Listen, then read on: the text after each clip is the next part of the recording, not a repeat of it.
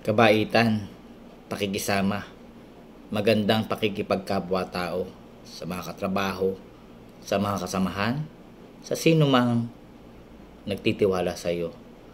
Para kahit tumanda ka, wala mang mag-intindi sa iyo, meron kang babaunin sa langit.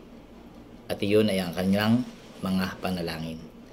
Sa mundo nating ginagalawan, huwag tayo maging focus sa pagpapayamang sobra. Hindi natin magagamit yan bilang pang-bail sa ating Panginoong Hesukristo. Gumawa tayo ng mabuti, umiwas tayo sa mga taong nakasasakit sa akin, maaaring masaktan din natin. Manahimik kung kinakailangan, mag-contemplate, mag-meditate, isipin lahat ng masasayang bagay, lalo na sa puntong ang feeling mo ay down na down ka.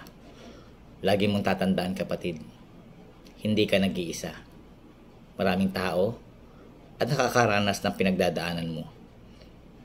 Kung wala ka ng matakbuhan, merong isa lamang na siyang tunay at wagas na nakaagapay sa atin. Walang iba yan kundi ang Panginoon. Trust Him. Trust His process. Magic. Paluluwagin niya. Kung ano mong kabigatan meron dyan sa puso mo.